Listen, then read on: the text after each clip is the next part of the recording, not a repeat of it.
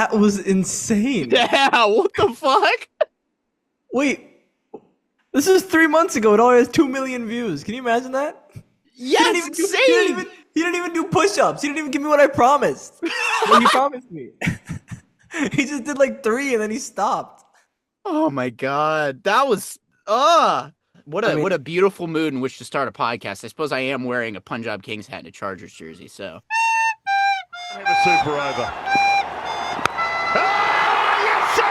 You bet your roll, you From Sachin Tendulkar to Virat Kohli. As a captain and as a player, I wouldn't want to keep being part of such games, but Punjab Kings is not for the light-hearted.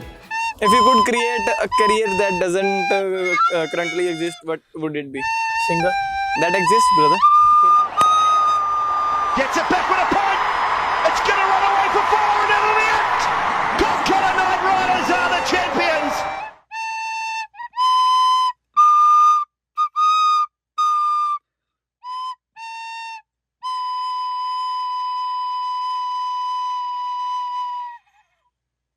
Welcome back to the Bolts podcast, where we talk about our trauma. My name is Nick Cates. My pronouns are he and him, and I had something witty planned for today, but now I'm just traumatized.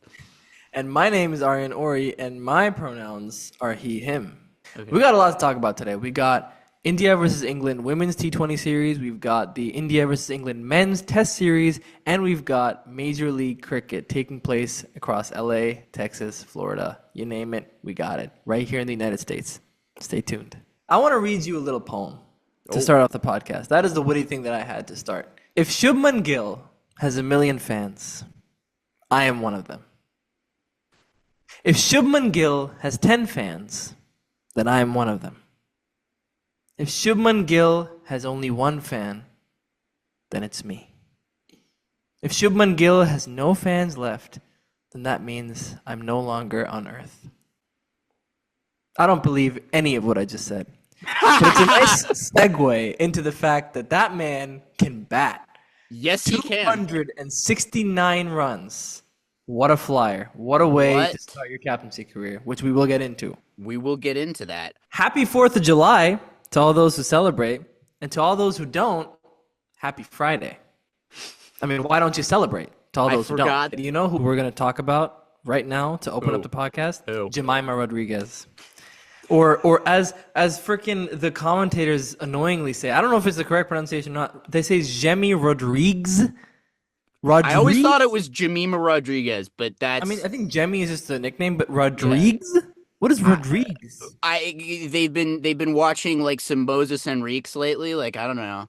Maybe they just like... It used to be Henriquez, and then they changed it to Henriques. Well, I feel like Henriquez is like the actual Portuguese pronunciation, which Moses Henriques is, but like the Australian pronunciation would probably be Henriques. And it would be wrong. Yeah. Right. You know. So we're pronouncing things wrong, just to confirm. Yeah. Well, but I mean, we do that in America too. You know. It would probably be Henriques in America too. Let's get to India women versus England women, which is just India versus England. Don't need to specify that it's women. I'm not sure why they specify, but anyway.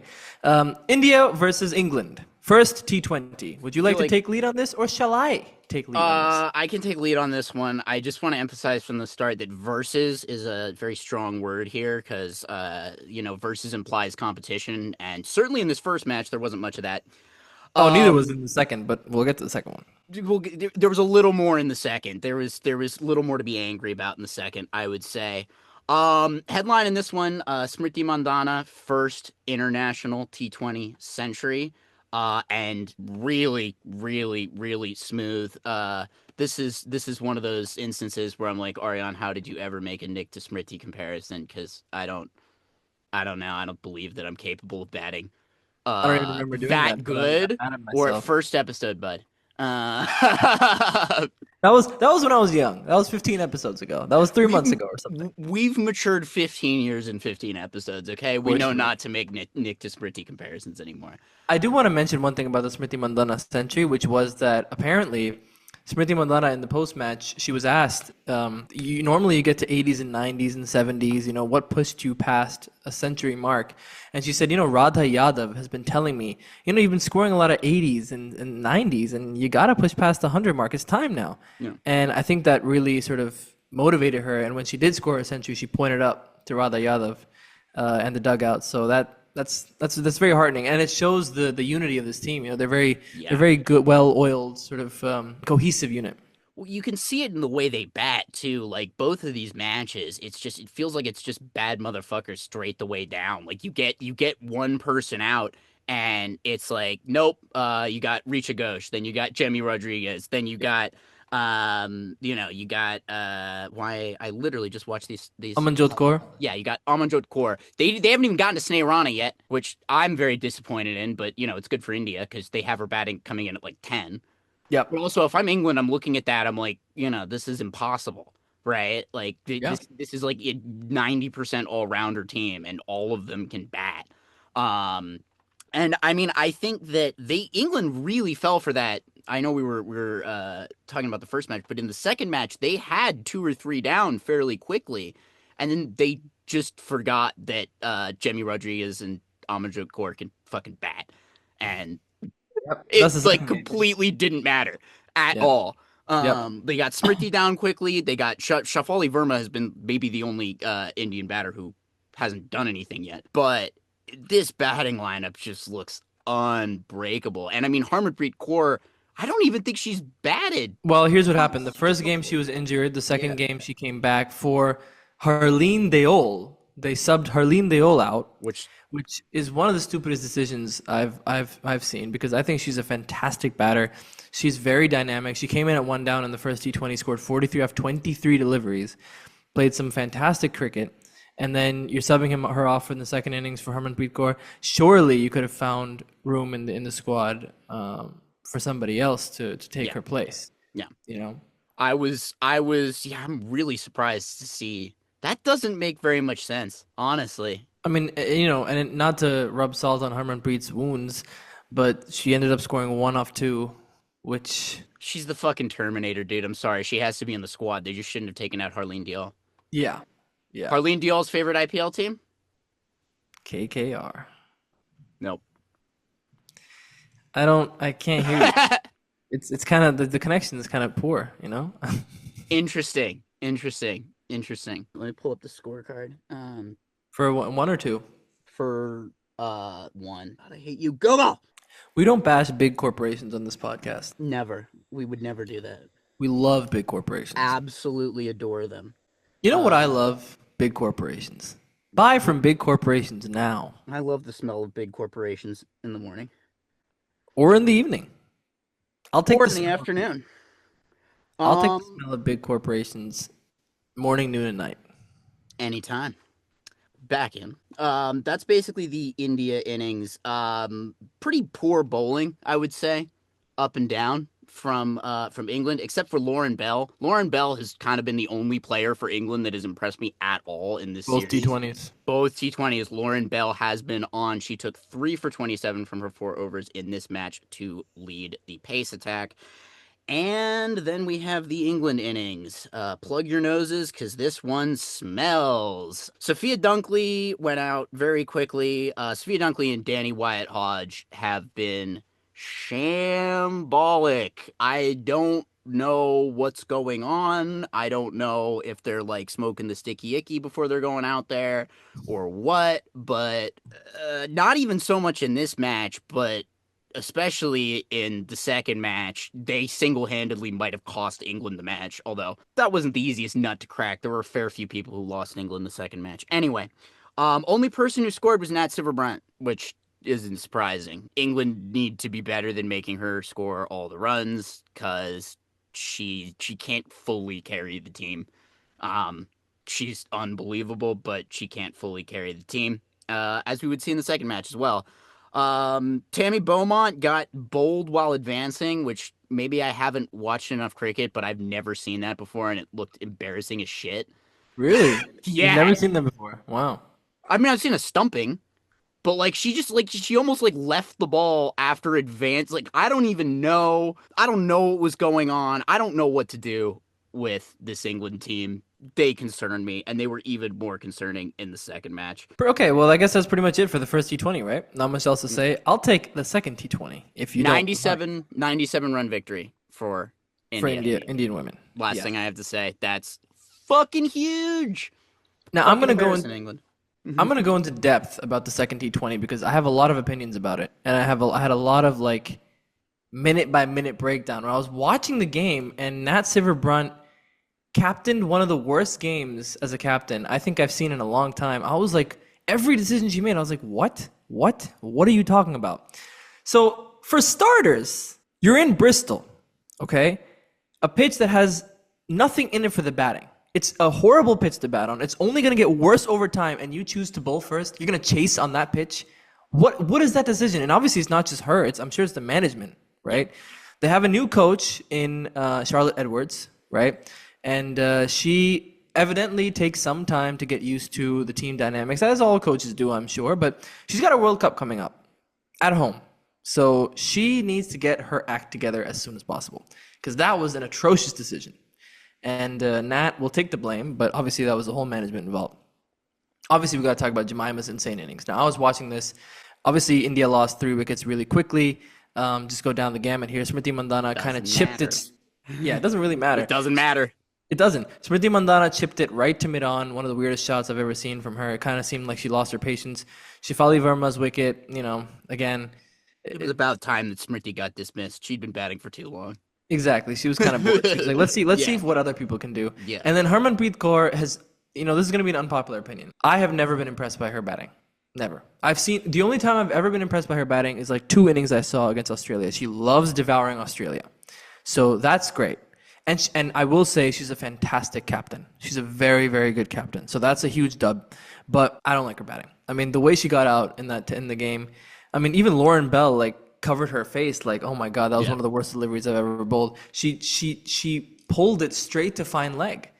And it was like outside leg stump. It might have even been wide if she had left it. Yeah. But not the best shot. Anyway, those are the negatives of the batting. And from here on, it's all positives. Well, I was just going to say, I think I said this during the WPL coverage, but like, I don't know, like Harmanpreet Kaur is like the Terminator to me.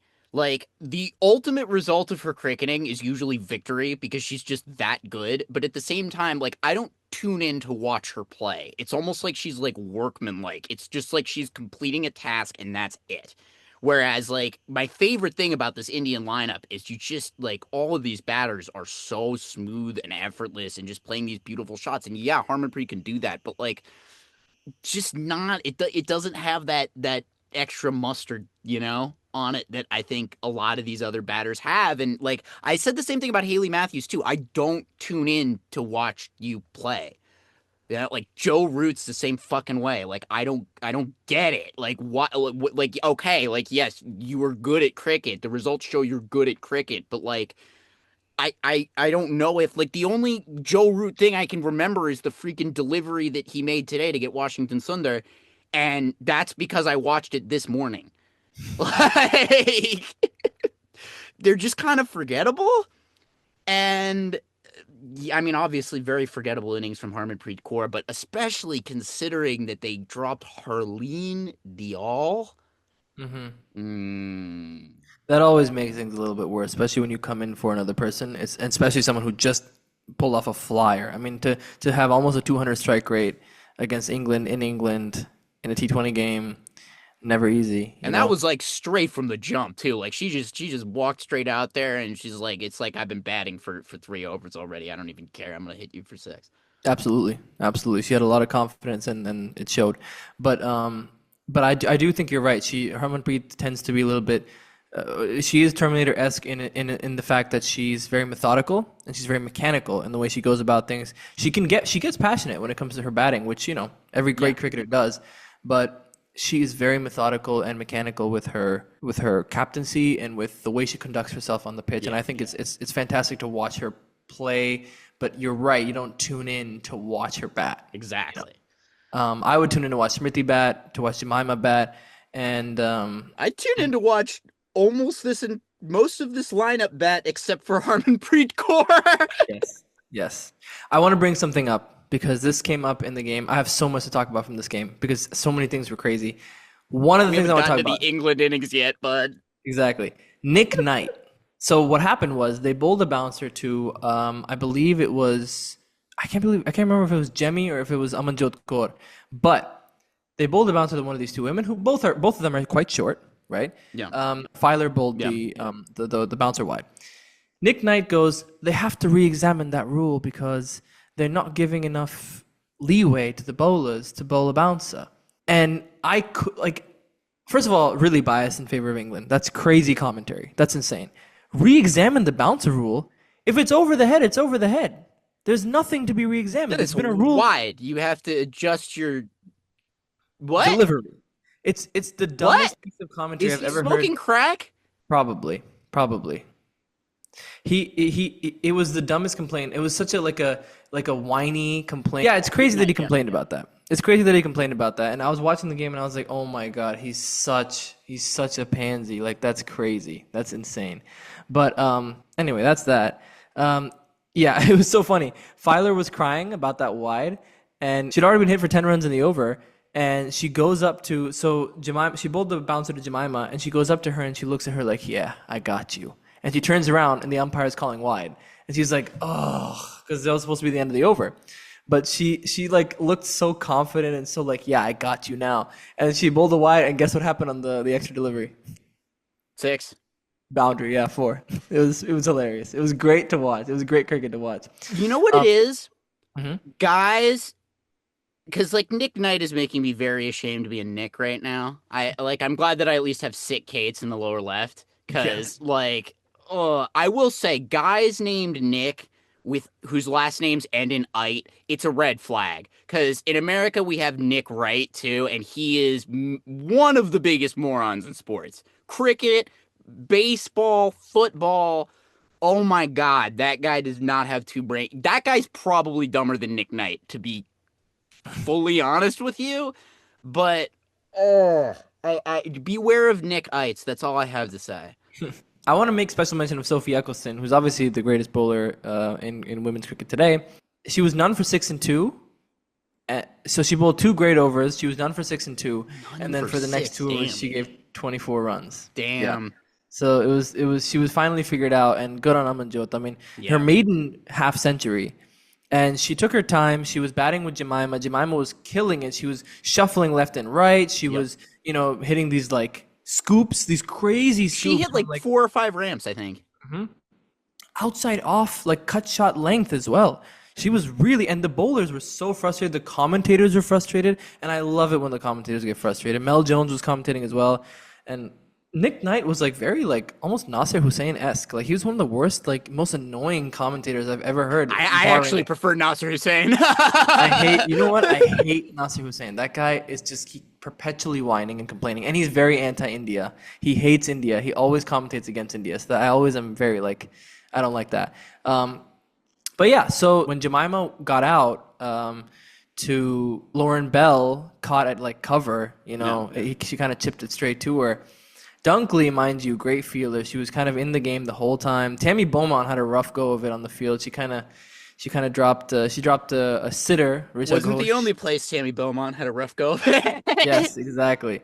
But she dropped Richa Ghosh on I think 6 or 7 runs, and then Richa Ghosh went on to edge a bunch of different shots to the boundary. I wouldn't say it was her best innings, but she did get to 1,000 T20I runs, so that's huge for her. I will say this. 10 minutes left in the game. 10 minutes left in the innings. Nat Siver needed to bowl 3 overs in 10 minutes, and she got it done. That was crazy to me. After being fined in the first T20 for slow over rate, she got it done. That was insane to me. And Lauren Bell, props to her as well. She was running back to her run-up and bowling, Great Still stuff. only gave 4.25 and over, too. Yeah, exactly. At super speed running cricket. Yes, So, exactly. pretty sweet. So good on her for that, but that's about all I can say. Look, she brought back Lindsay Smith in around the 12th or 13th over, which I didn't understand. I mean, she saved Lauren Bell for like the back end of the innings, which I didn't get. I mean, if Jemima is taking everybody to the cleaners and then Amanjot is taking everybody to the cleaners, why wouldn't you put your best foot forward? Break the partnership, yeah. Break the partnership, because then you have Richa Ghosh, and then you have pretty much like the middle to tail. Like Radha, Deepti, and Sneh don't pose the same threat that Jemima and Amanjot were posing at the time. So I thought it was. I'm gonna push back on that in one case because podcast protagonist, freedom fighter Sneh Rana absolutely has the ability to go off for 30 runs off 9 balls. So yeah, Sneh Rana is somebody to be worried about there, and Deepti Sharma is no slouch with the bat either. I don't think they're slouches, but I think if you were to compare, like Jemima was hitting everything. Like her first, I think 15 odd balls were like, at 100 strike rate. Jemima's primarily a batter.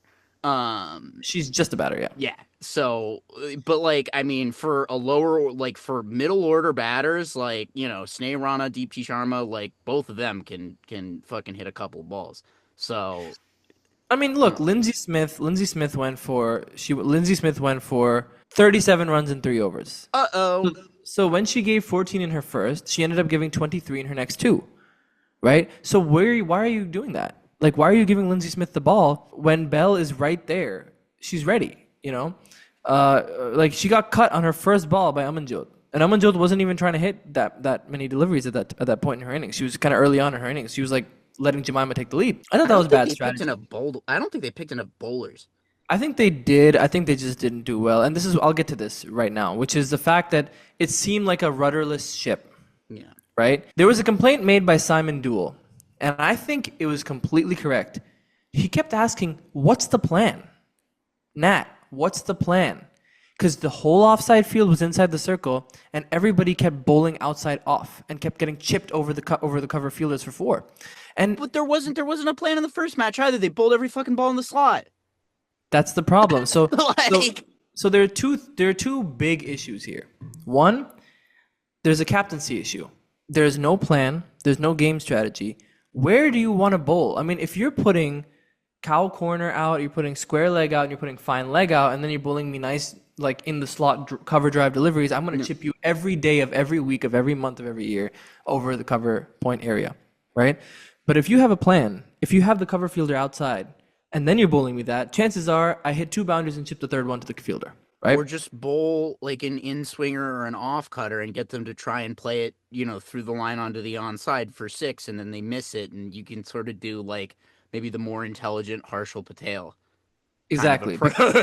Yes, because out of the I think 3 sixes that were hit total in the game, Sophie Eccleston hit 1 6 to the leg side, and that's pretty much it. The other 2 sixes were not on the leg side. I think they were both straight.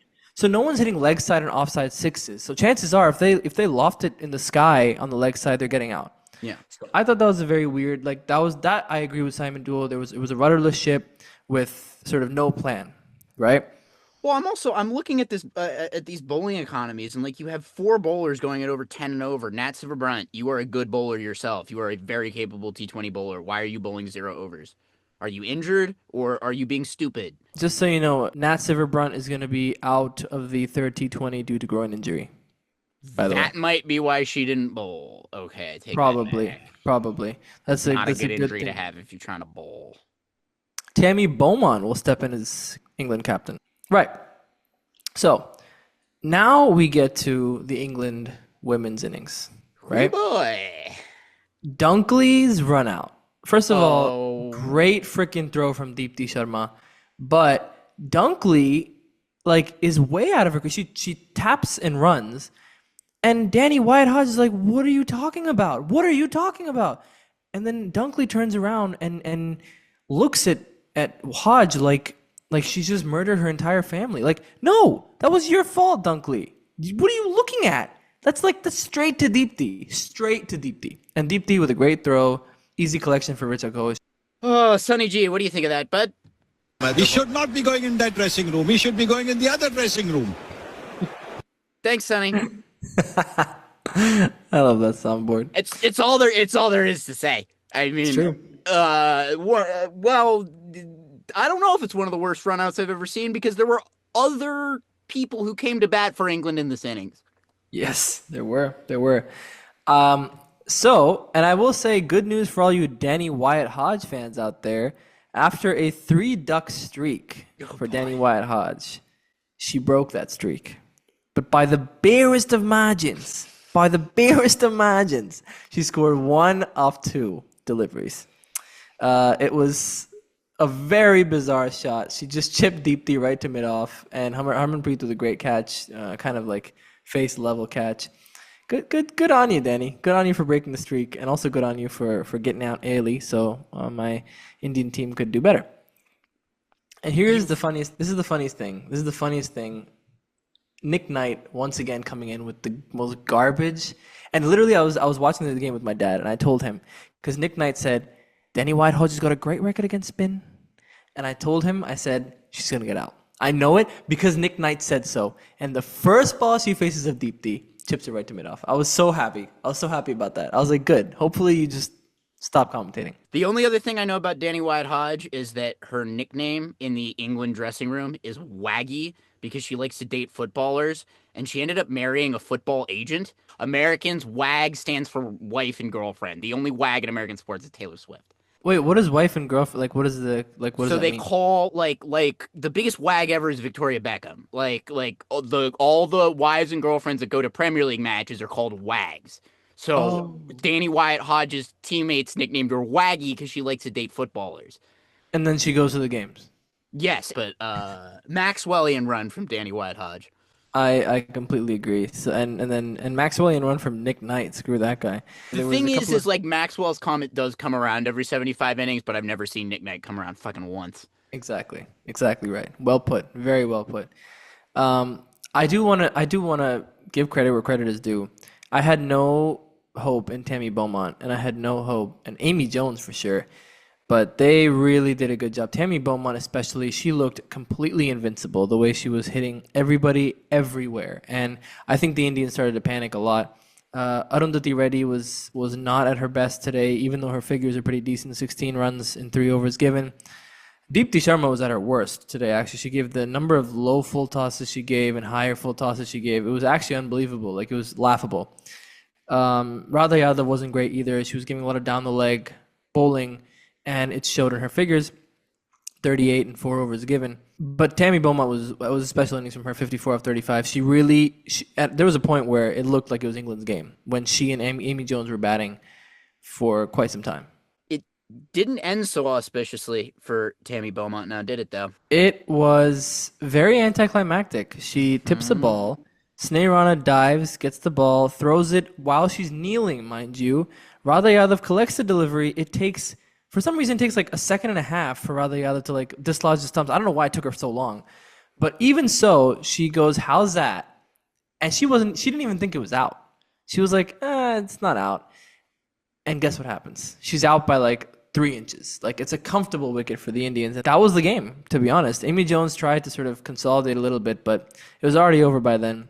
Well, and like England, I put it to you that England win this match were it not for atrocious running between the wickets and agricultural stroke play. Oh my God. Like Nat Silverbrunt trying to go over the top when like she has absolutely no need to and needs to fucking sit down and anchor because like her openers ran each other out because like they're both on LSD or something because they, I don't know, took it too late during Glasgow this weekend or something. Like, they ran out Sophie Eccleston, too, who, by the way, is coming in at, like, 6 down or something. What are you doing? She's, like, your third best batter. She did her best, yeah. I mean, they only ran her out on the last ball because for some reason, she went for the double. I didn't really understand that. But I feel like she could just runs. I don't know. Oh. I feel like she could have just taken the single and then like just ended the game there. But for some reason, she went for the second. Why is she in at 6 down, bro? Why is she in at 6 down? Who? Especially when the game was kind of like when Arlott came in, the game was kind of like in anybody's hands. I don't know. It was weird. Like she could have made the difference for sure. Arlott kind of didn't really do anything, neither with bat nor with ball actually. Well, look at her strike rate compared to Amy Jones and especially Alice Capsey. Like what the fuck? You have somebody who can strike the ball, and then you have 3 people coming in ahead of her who can't. I mean, I also found it weird that Elise Capsey was only given 1 over. It was just a weird. It was a weird day. They played her like she was a batting all rounder. Anyway, I don't like. I want to say Chutney took 4 wickets in her debut game against England last game, and she comes in the second game. She starts off with a horrible over, and then as the game goes on, she gets Amy Jones out and she gets Elise Capsey out, so she ends up with pretty great figures of 2 for 28 and 4 overs. I love that she came in clutch for her own figures there. Good on her. And I want to mention this. I don't know if you saw this, but Amanjot's drop catch. Yes. Oh, ow. The craziest thing I have ever seen. I mean, she was having like the best day. That was the C&B, right? That was a cotton bold opportunity, right? It came right back at her and broke. Oh, she dropped that. No, not the cotton bold. She was at cow corner and it came right. Yeah, I remember that one. And she dropped it and then she looks around for the ball. Like, where's the ball? Do you see that? Yeah, I think that was after, because she had a cotton bold chance that like went right off her ring finger, and she was like really doing this afterwards. I think you might have had an impact there. That I saw, and like, you know, cotton bowl is always like, if it gets stuck in your hands, it gets stuck in your hands. If not, then not, right? That's kind of like, you know, that's the name of the game. But that drop catch was crazy. Like, otherwise, she had a brilliant day. She was player of the game, which is huge. But that was so funny. Like, that was because she was looking for the ball afterwards. And the final thing I'll say before we wrap the T20s was right after that drop catch, she bowled Amanjot Kaur, which I think is very, very, like, Harmanpreet bowled her, which I think is very great. I think it's like, you know, best way to forget about a mistake is to like get back in the game and do some damage. So I think that was very smart of Harmanpreet, even if she didn't intend to do it for that. I would say to wrap things up here, and then you can go ahead and say what you think. You're right. Like, England could have won this game if they kept their heads. Indian bowling was really bad. Like, Indian bowling was very poor. There's not one standout bowler that I could tell you that, wow, they really killed it with the ball. It was really the fielding, and that's pretty much it. And it was great captaincy. You know, field set was exactly what it needed to be. If the bowlers had kind of cooperated even a little bit, Deepti Sharma, Arundhati Reddy, all the bowlers, Radha Yadav especially, and Sneh Rana wasn't that great either. India could have won. Hey, watch it. Watch it. Don't make me tap the sign. You know what's funny is I like Sneh Rana as well, but just because you like her this much, I'm going to start liking her now. Damn it, bro. Why is Hardik the only player we can agree on? Exactly. I don't know. Your guess is as good as mine. But yeah, it was a pretty poor outing with the ball for the Indians, but they ended up winning, and England lost their heads, and they're poorly captained and they're poorly managed, and they don't really know how to string together good innings. Like they don't want to win. They look like the Brandon Staley Chargers. They do, actually. That's a very good comparison. Then again, it couldn't happen to a worse guy, so, you know, like, you know, the worst guy you know gets his ass kicked. Kind of hard to be sad. But you'll see him on the podcast next week. We're going to see Nat Silverbunt, Charlotte Edwards. He's not the worst guy we know. Brandon Staley is coming on the pod after Shohei Ohtani next week. Yeah, Brandon Staley is coming on the pod so Shohei can beat him up. We're going to bring the entire Chargers, like, under Brandon Staley. We're going to bring Mike Dubb. We're going to bring Herbert. We're going to be like, just, this is a group therapy session. Give baseball bats. Yeah, say what needs to be said, do what needs to be done. We already talked about this, I think, but he moves to the Saints. I know. We're gonna have him. We're gonna have him in. We're gonna have him in for preseason this year. Damn, that's crazy. Maybe I'll sit in the VIP and talk shit. I think you should. If it's like $65, like it looks like it's gonna be, I probably will. But yeah, that wraps the India Women's T20 series with England. We got one more, or we got 3 more coming up, right? Yeah. We got today, since the podcast is coming out today. Yeah. Today is the series decider because India's going to win it. Therefore, it's going to be 3-0 India. England is going to be in trouble. Yeah. But what's wrong with that, right? Nothing. I love it. Nothing. The more trouble they're in, the better. Exactly. Work. Let's talk about the other English team that's in trouble. Yeah, let's. Well segued. Here we go. So, Shubman Gill. I mean, first of all, I think a lot of things are being drowned out by Shubman Gill's 269 knock. Let's start with Yashasvi Jaiswal, who scored 87 off 107 to give India that start. Okay, so before we even get into that, actually, I want to say that India took my advice only partially. They subbed out Thakur, right? For Nitish Reddy. For Nitish, for Nitish Reddy, yep. Yes. So that was good. They subbed in Washington Sundar, which is huge dub. But interestingly, they kept Jadeja. And you know what? I'm so happy to be eating my words on this because he scored 89. Yep. I'm so happy. Like, I fully acknowledge that that was a bad call on my part, or not necessarily a bad call, but like it went badly. And I'm so glad he scored. I wish he'd scored 100. 89 is more than enough for me, though. And Akai's deep.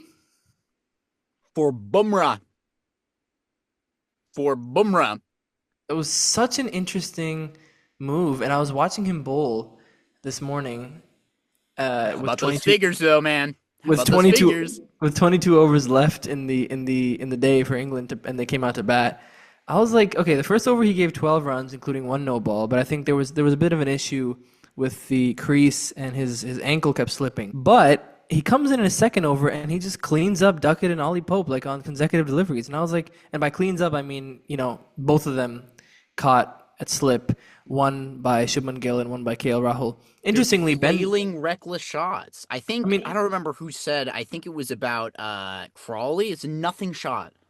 Nothing shots. Well, I'll tell you this. The Duckett dismissal was well thought out by Akash. He bowled 3 into Duckett, and then the fourth one was straight. It straightened outside off. So he played at it thinking he would come in, and that was the catch to slip. Yeah. It was a good catch from Shubman Gill as well, by the way.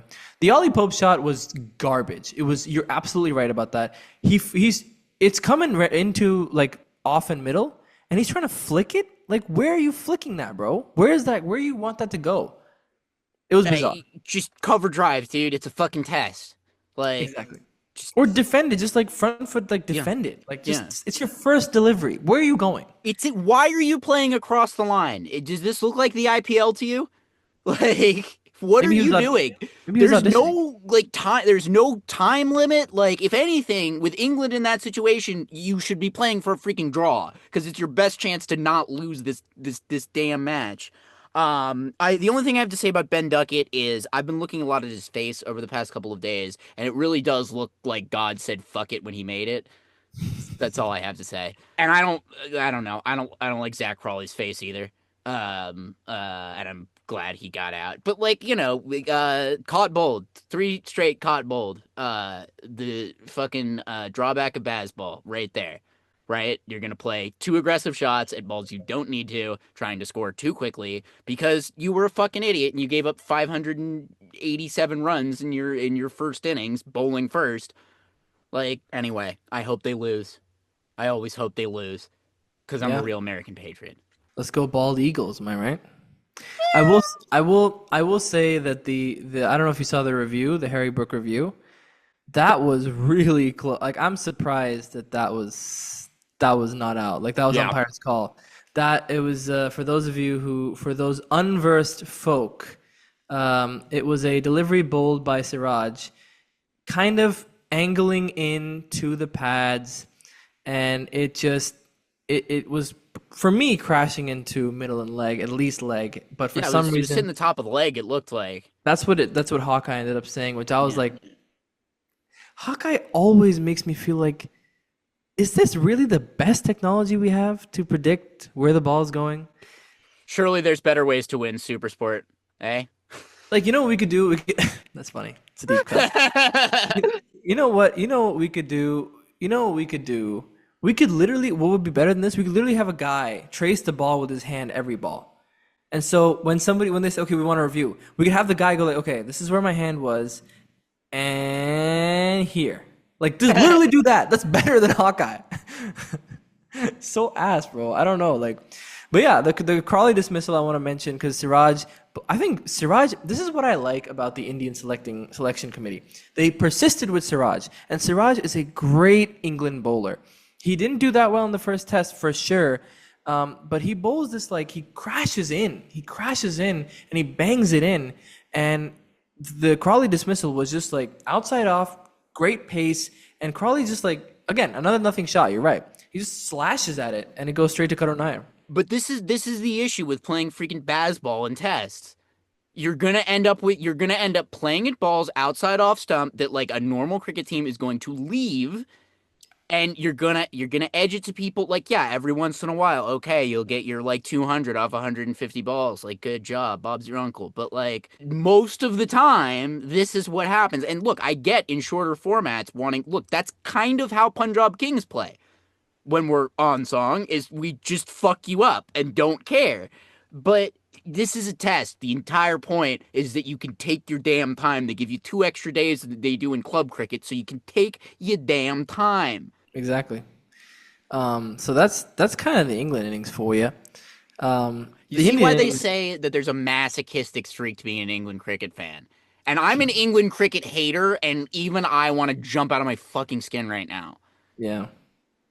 On both accounts, on the women's team and the men's team. Yeah.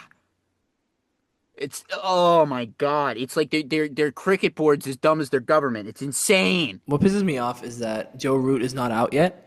So he's like there, and he's the least interesting. We've already talked about this. He's the least interesting cricketer to watch play.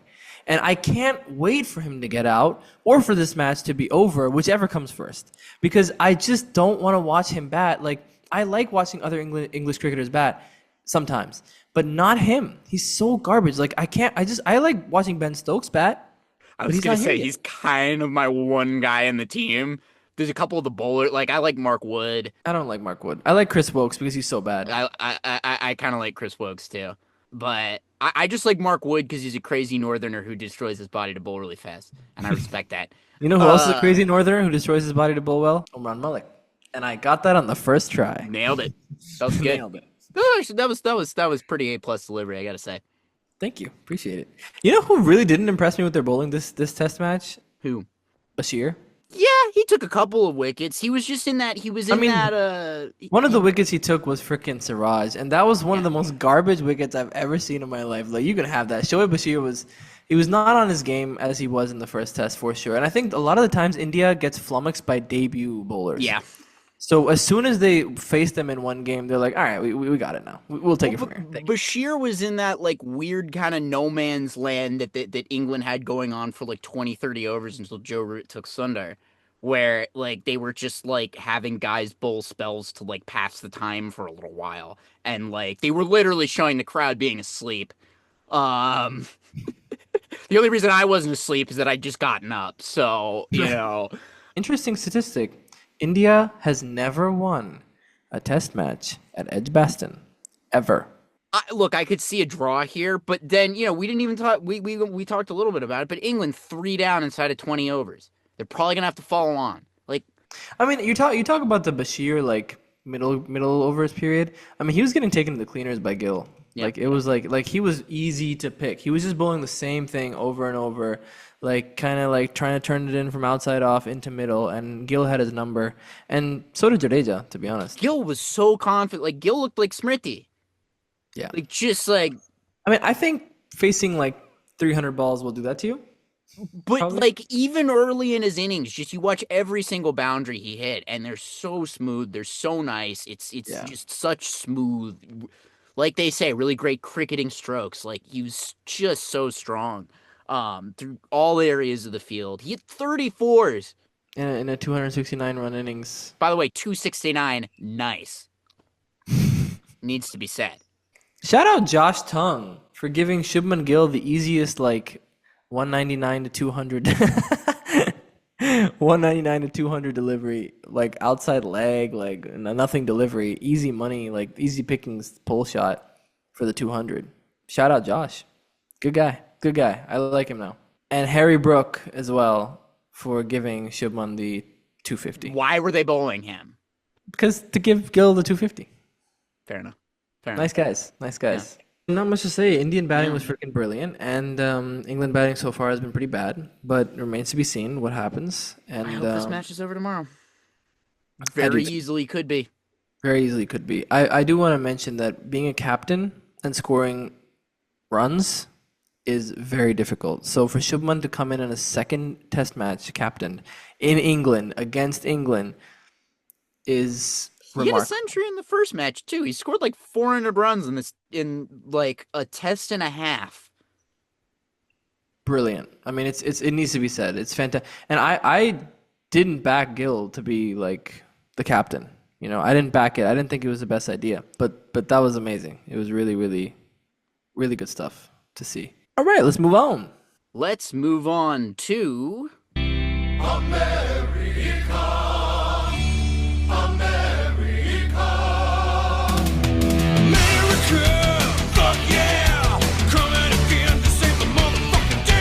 Are we gonna get copyrighted for that? I don't care. America. Land of freedom and cricket. Now. Now. At least for the last 3 years. We actually took what was originally a cricket intended vacation and turned into quite an adventure.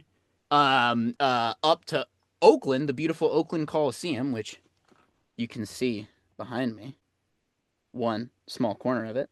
This was, for me personally, a very big deal. The Oakland Coliseum is a venue that's very near and dear to my heart. And I've spent a lot of time at the Coliseum over the years, and it's one of my favorite places in the world in a little bit of a backwards way. But the previous time to this that I was there was the second to last Oakland Athletics game. Which, for those of you who don't know the plight story of the Oakland Athletics, I don't have time to get into it right now, but the only reason why the stadium was available for this was because MLB owners are stupid, basically. But their loss is cricket's gain, because this was, like, totally lit. Absolutely awesome environment. They ended up getting, like, 3,000 to 6,000 people at every single game. What's the capacity? Well, the entire capacity is 65,000, but there were only about maybe 12 or 13,000 seats total available. Okay, so good. 50% capacity for an American tournament. I mean, cricket tournament, that's great. I mean, I've seen plenty of cricket matches where they'd be killing for... Dude, they'd kill for 50% capacity in the blast. The Big Bash match I went to was maybe slightly more, maybe like 60, 70% full, but that's Australia. And you also have to consider, they didn't promote this shit at all. Outside of people who, like, already have Willow TV, most of whom are probably already going to buy tickets to that if it's anywhere within their, driving distance, they didn't advertise this at all. I didn't see any posters in the BART. I didn't see any billboards. I didn't see anything anywhere. And, like, I'm sitting here thinking, if you're pre-med at Berkeley, like, you could be a cricket fan and it doesn't matter because, like, you've been sitting in 3 months of schoolwork and nobody told you that this was happening. Right? Not to mention, there's a whole boatload of people who just missed going to the Coliseum, and they don't really care what for. Like, literally, when Noemi and I walked in for the first match, we sat down next to these people, and they were like, "Are you here to come back to the Coliseum, or are you here for the cricket?" And I was like, "Both." And yeah, just between, like, anybody who's ever seen the movie Moneyball, this is where the entire movie takes place. So, like, for me, with, like, the Moneyball aspect and then the cricket aspect, and the thing is that actually one of the things that Moneyball does the dirtiest is, like, the colorist of that movie makes the Coliseum seem like it's like some sort of Le Corbusier brutalist hellhole. I thought that it really was a case of baseball's loss is cricket's gain, because, like, the way baseball treated this place, and John Fisher especially treated this place, was, it's a dump. We got to get out of here. Like, I can't hang out in Oakland because my car windows are going to get broken. Like, oh my God, I'm allergic to this place. And all of the cricket people, from the commentators to the players to the fans to everybody, they were coming in there like, this place is great. Like, it's a perfectly good, nice stadium. The sightlines are really good for cricket. It's a big, proper stadium. It's worthy of the guys who are playing there. And it's still a really nice building. Like, people forget how much renovation they had to do to get Al Davis to move the Raiders back there. So much of that renovation isn't that old, and the place is perfectly nice. It just brought so much joy, not just for, like, all the fans who don't get to see cricket that often, but, like, for the people working concessions and the security guards. These are all people who, worked for the A's for decades and just got, like, left out in the cold so they could play in a fucking minor league park in Sacramento. And like these people are all staring at the game like, I don't know what's going on, but I sure am glad it's here. And it was also really interesting just to see like where some of the preparations came in, because we got a lot of stories. We showed up for, I think it was the fourth, starting with the fourth and fifth matches, but we got some stories from security and from some of the other fans about what had happened. One of the most interesting things was they didn't have any Indian food like an hour before the first match. So apparently what happened is a bunch of billionaires literally made 3 phone calls and they had food trucks show up in the Coliseum Plaza in 30 minutes. And that problem was fully fixed. They needed to open more decks and seats, and they'll get the demand to be able to do this if they just spend $20 more advertising this thing. But again, you know, for a first year, what am I going to say? You know, I do think that all in all, like it was a strongly organized event, and like it wasn't fucking money grubbing, man. The tickets were $10, and like they didn't really care where you sat, which is why one of my notes is just like it should be general admission. It should be general admission down there, because you know once people figured out that you didn't need to pay for like the close up seats, you could just move down there. Like nobody, you know, I bought like $20, 10, whatever the cheapest ticket was. I just bought that for every match. So I think that general admission, just opening up more seats, would be a better idea. More advertisement. And this is kind of a funny one, but a little bit of story time here. Due to some misplaced security, I think I might have told you about this off air, but so one important piece of context here was that they were giving out free stuff like for for every single game. So like people were used to taking things for free, right?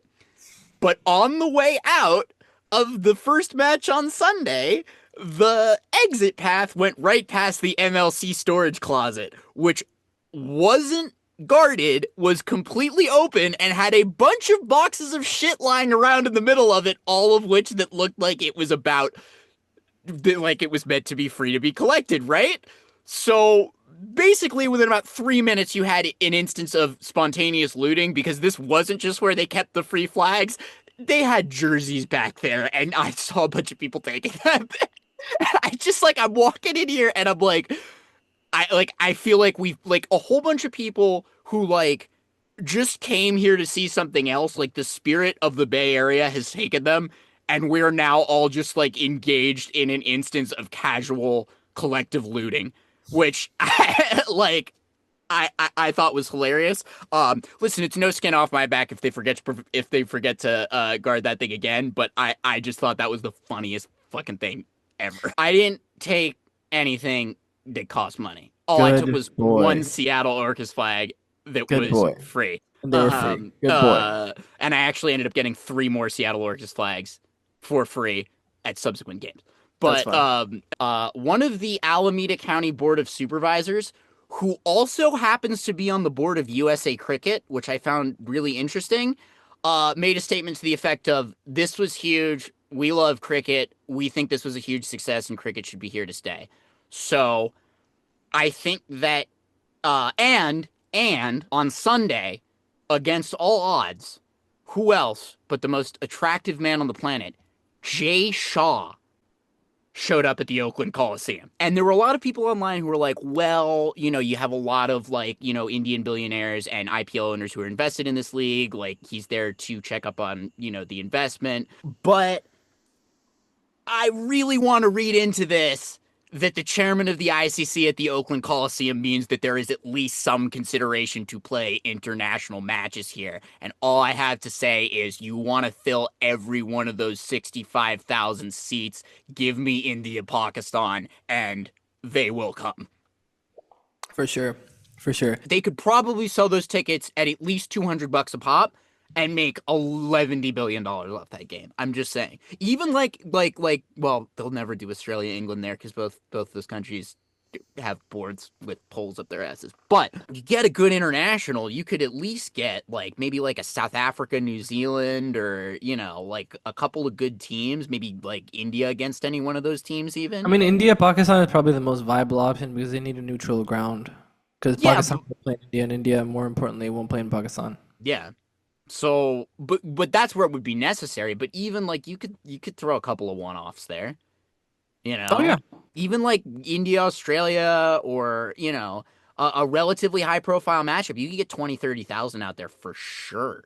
With enough promotion, that's what Yeah. you said. Like there needs to be promotion. You That's can't the not problem. market it. I don't know what. It's crazy to me that like Andre Russell will play for a crowd of like Eden Gardens has a capacity of what 65,000 or maybe I think it's less than that.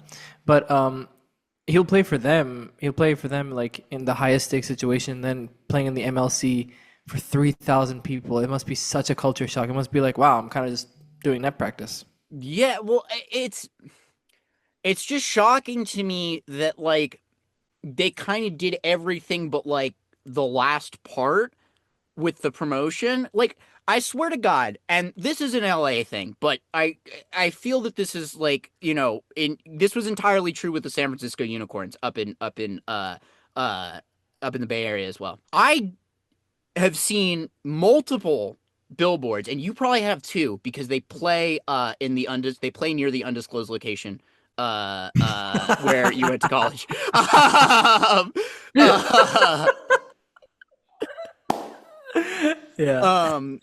They play near the undisclosed location where you went to college. Is the rugby team in LA. I keep seeing billboards for them near there, and I have never seen a fucking billboard for the Los Angeles Knight Riders one time. People don't even know. And yeah, like LAKR doesn't have a stadium in LA yet. This rugby team obviously does. But one bill, like just Dre Russ and Sonny Yen somewhere in LA, anywhere, somewhere on a free, like, I'm sorry, you don't have to put it on Sunset Boulevard for $800K a month, but like, You know where they should put it? where? Artesia. That's a good idea. Like that's like the place to put it, and I'm so shocked that I haven't been to Artesia ever, so I wouldn't know. But I assume that Artesia, like that's the place to do it. I don't know if they've done it yet. Our Artesia listeners and watchers now or viewers, tell us if that's the case in the comments section below. Well, but also, like, what about near Woodley? What about near El Monte? What about near Santa Barbara? There's tons Anaheim? of people that play cricket in all of these places. How about the San Francisco Unicorns? How about all across the East Bay? How about because I swear to God, everybody that showed up to that thing either found out there was something going on at the Coliseum, or the majority are Willow TV subscribers already and were watching the IPL and saw the ads and bought the tickets. All right, MLC headlines. Finn Allen beat the world record for sixes in the first match, which, shades of Mark McGuire and Jose Canseco for all my A's guys out there. Except Finn Allen definitely wasn't on steroids.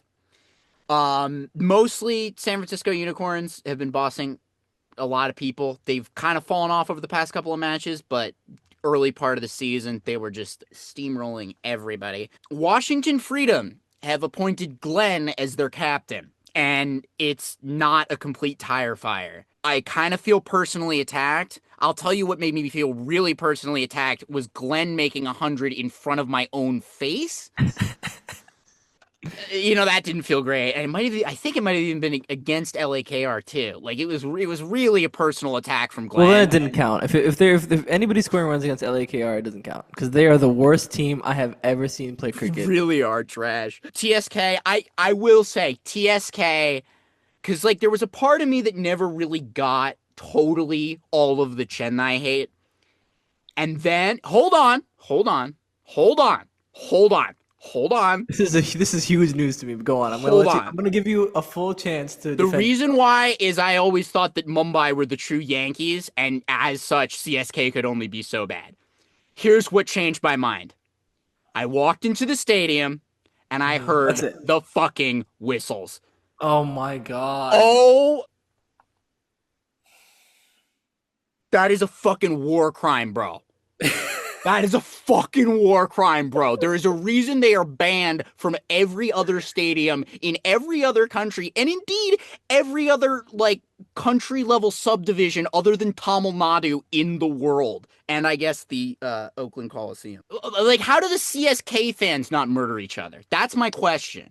Like, how does it not infect how does Dhoni not want to beat these people over the head with a cricket bat? He's had to listen to this shit for 20 fucking years. I mean, to be fair, they are cheering when Jadeja gets out. So I guess they kind of are dueling each other. They don't even know what they want. Can you imagine a franchise? Can you imagine any sports franchise that you would support that with their own fans were cheering on somebody getting out?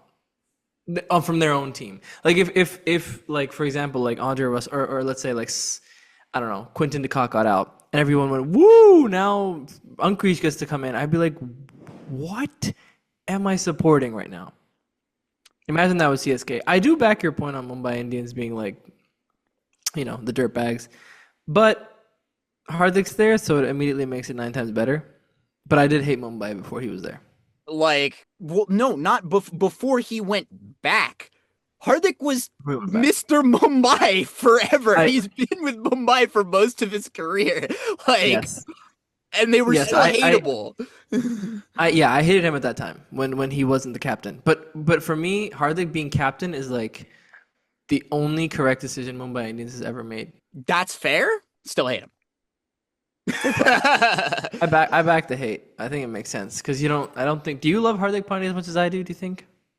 Oh, I love Hardik Pandya at least as much because I love him this much despite hating his team. But your love for him didn't permeate his team, which makes me question your allegiance. If you love me, you're questioning my allegiance. To quote a very famous person, if you love me, you gotta get with my friends. I've gotten with Bumrah. Oh wait, dude, that's so clippable. Holy fuck. I'm down with Bumrah. I'm down with Ryan Rickleton. I'm down with Namandir. I'm down with Trent Bolt. I'm down with Mitch Santner. Do you like Akash Ambani? Absolutely not. Then that's your problem. That to me. How do you know they're friends? That's not Spice Girls material. That's she doesn't say all of my friends. She says get with my friends. I've gotten with enough of Hardik's friends. I'm sorry. Hardik. Hey, while we're on the topic of Hardik's friends, you know who I'm down with? Fucking his brother. Yeah, see that I don't like. I don't like Krunal Pandya. I think he's. I think you got to get with my family before you get with my friends. But that did they say that? Did the Spice Girls say that? No, they said get with my friends. That's all I'm saying. Family secondary, friends first, primary. Okay. You haven't passed the friends test. I mean, possible, but yeah. Death taxes and the LA Knight Riders. The LA Knight Riders still suck. They're so bad. I mean, do you want to talk anything else about the MLC, or should I get into today's game? Yeah, we can get into today's game. It's garbage. All right, today's game. Except for Sherfane Rutherford. Yeah, let's talk about that because I'm eating my words here on Sherfane Rutherford. I never liked him as a batter, but anyway, we'll talk about that. First of all, LA Knight Riders. Let's talk about Unmukt Chand. I don't think has he made 50 for LA Knight Riders in 3 seasons opening the batting? For some reason, okay, well, let's take a look at his 2024 and 2023 stats because they kind of tell the whole story. 2023, he played 4 matches, and he scored 17 run average at a strike rate of, can you guess what his strike rate was? 56. 97. And then in the second... He had a Shubman season. He didn't have a Shubman innings, he had a Shubman season. Mm-hmm. And he still didn't score as many runs as Shubman did in one innings. He scored 68 runs. He scored 68 runs in 4 matches. So, and then the second to 2024, 6 matches, he scored 158 runs at an average of 26.3 and a strike rate of 119.7. So that's trash. So yeah, he's been pretty bad. And he's been, because I train at Woodley. Well, some people train at Woodley? Yeah, he came quite a few times, and he was good. And he was training just for the MLC, specifically for the MLC. He was like, he even changed his citizenship so he could play for the US team. We need to get a new opener, and we may need, I don't know, because the problem is you need to have like at least 5 American players and American guys who moved here from test playing nations. Like, it's not, You're telling me Shadley Van Skalkwijk is from Missouri? Come on, dude. He's great, but he's not from Missouri. Yeah. Yeah. You know what? Let's talk about the president of the United States. Oh God. Matthew Trump. Oh God. He played a pretty good innings today. Andre Fletcher, Andre Russell, the 2 Andres didn't do anything. Unmukt Chand, for some reason, Andre Russell is going 1 down, which I'll never understand. I don't. Jason Holder, what are you doing, dude? I'm pretty sure Andre decided to go himself because I don't think Holder's. Yeah, I don't think Holder's really captaining this team. Stupid. All right, carry on, bravely. Well said, Sonny. Thank you for that. Thanks, Sonny. So the big show was literally, if you look down the whole scorecard, and I implore you to look it up yourselves, listeners and viewers, the whole scorecard is single digits and like low, mid 10 to 15, and then 86 off 44 for Shafane Rutherford. Mind you, his highest T20 score for his whole career, 86. Can you believe that? Really? His highest score was 78 before this, and his 86. Damn, bro. But yeah, nobody scored at all. Matthew Trump, President of the United States, didn't score. Jason Holder, 4. Robin Powell, 5. I mean, this looks like a team that just, it's kind of like whatever, you know. It's like a non-team. It's like they're like the Washington Generals, bro. Deep cut. Seriously, it's getting to that point because it's been 3 seasons. You can't at least make 4th. It's going to be 6, 5, 6. I guarantee you, out of 6 for our placing.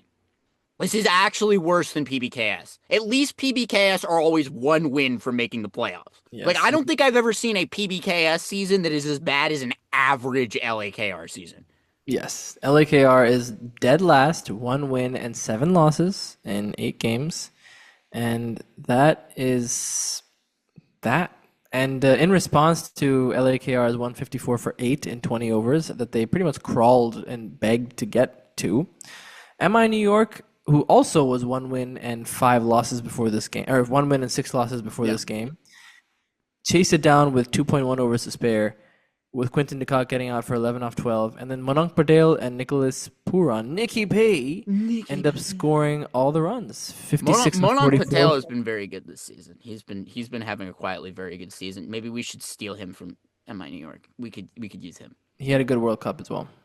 Mononk Patel is what we needed Unmukcham to be. Honestly, bro, I put it to you that LAKR is as bad as you think KKR is. I don't think KKR is as bad. Really? Really? Oh, really? I'll remind you of that after a bad loss next season. Oh, really? I think KKR is fundamentally a bad franchise, but they're not like dead last franchise. Like LAKR is like a bad franchise. Again, I'm pulling up this receipt after your first bad loss next year, and we're gonna revisit this. Because KKR used to be like LAKR in their first 2 seasons when they just lost everything. They were like 3-8 like every single season when we had McCullum and all these great players. The first match ever when McCullum made like the highest IPL score ever. That was like our peak. From there. Like we started at our peak and it just like gradually went down and down and down. The black uniforms looked sick though. But yeah, that time KKR used to be like as LAKR is now, but no, we're not like last. We're never last anymore. We're always like 6th. And then Except we have these for last year where you won the championship. Yeah. I just want to say before we finish our MLC talk, the standings are as follows. San Francisco Unicorns number 1, Texas Super Kings number 2, both with 6 wins and 2 losses, differentiated on net run rate. Washington Freedom, Glenn Maxwell's team, also 6 wins and 2 losses at number 3, but their net run rate is significantly lower. Seattle Orcas at 4 with 3 wins and 5 losses. Mumbai, New York, what a crazy name. Mumbai Indians, New York, number 5, and then LAKR 6. That's the state of affairs of the MLC. We will be back very shortly. We have a lot of good stuff in the pipeline. We have our Big Chargers draft special coming in a few days, as well as we can officially announce that we will be ending our season 1 with the only award ceremony on Earth that matters, the Bolties. The Bolties are here, folks. Fucking pumped. We got some great awards to be given out. We've previewed a few of them on the podcast. We've also not previewed a few of them on the podcast. So we got a couple of real banger awards that are coming your way during the Bolties. Plus a comprehensive breakdown of the Willow TV IPL commercials, which I think about way more often than is healthy. And I have like you were going through the notes before this pod, and no stone was unturned. It was to the point where it was to the point where I literally zoned out, and I was like, you know what? Just take that segment. I'm not even gonna. Listen, there's some fascinating folks that advertise on Willow TV, and we are going to tell you all of their stories, and only tell you some of their names. because only some of them have earned it. Prem Jyotish. Hey, you know who costs way more money than Prem Jyotish, but yet we keep him employed every single week in the position of next week's guest?